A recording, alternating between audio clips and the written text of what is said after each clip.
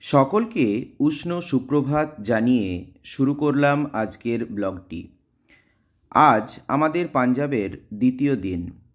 আজ আমি তোমাদের সাথে শেয়ার করব পাঞ্জাবের যে দুটি বিখ্যাত দর্শনীয় স্থান যা আমরা ইতিহাসে পড়েছি। তার প্রথমটি হল জালিয়ানওয়ালা বাগ এবং তার পরেরটি হল ওয়াঘা বর্ডার। এখন আমরা ঢুকে পড়েছি জালিয়ানওয়ালা বাগ দেখার জন্য, যেখানে আমরা জানি যে নির্বিচারে ব্রিটিশ সরকার গুলি চালিয়েছিল এবং সেই গুলির হাত থেকে বাঁচার জন্য যে শহীদ ওয়েল সেটি এখন তোমরা দেখতে পাচ্ছ। এর মধ্যে 120টির মতন মৃতদেহ পাওয়া গিয়েছিল। এখানে গুলির হাত থেকে বাঁচার জন্য সবাই ঝাঁপ দিয়েছিল। তোমাদের সাথে একটু পরেই আমি শেয়ার করব সেই যে গুলির জায়গাগুলো, সেগুলো একেবারে সুন্দরভাবে সংরক্ষণ করা আছে।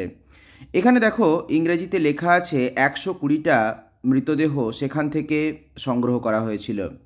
এখন আমরা যে জায়গায় চলে এসেছি সেটি হলো দেওয়াল। যে দেওয়ালে গুলি লেগেছিল সেই দেওয়ালের প্রতিটা অংশ বক্স আকারে সংরক্ষণ করা আছে।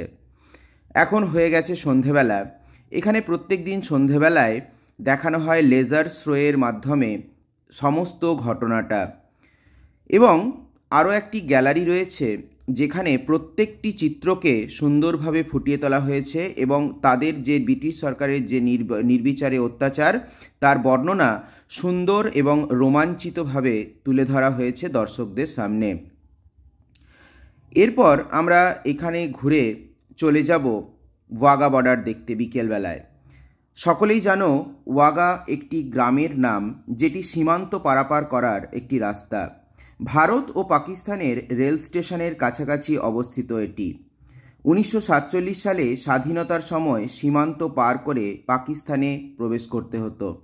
তো সেই বিষয়টা দেখার জন্য আমরা চলে যাচ্ছি এবং সকলেই সেখানে যে তিরঙ্গা পতাকা, সেই পতাকা এঁকে নিয়েছি এবং আমরা ঢুকে যাব গ্যালারির ভিতরে। অর্থাৎ সেখানে হয় প্যারেড হয়, একদিকে তোমরা দেখতে পাচ্ছ পাকিস্তানের পতাকা উড়ছে এবং অন্যদিকে আমরা যেদিকে বসে আছি সেটি হলো ভারতের এরিয়া।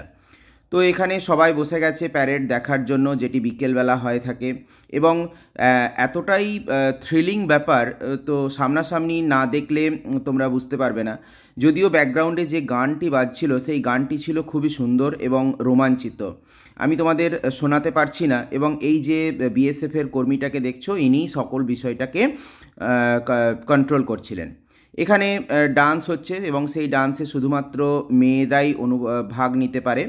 তো এখন প্যারেড চলছে, দেখতে পাচ্ছ প্যারেড হচ্ছে। ওই দিক থেকে আসছে পাকিস্তানের প্যারেডের লোক এবং এদিক থেকে যাচ্ছে ভারতের প্যারেডের লোক। এবং এই যে গেটটি মাঝখানে রয়েছে, এই গেটটি একটি মাত্রই খোলা হয়, একবার মাত্র খোলা হয় এবং সেটি শুধুমাত্র ওই প্যারেডের সময়। তো প্যারেড প্রায় হয়ে গেছে, এরপরে গেট লেগে যাবে।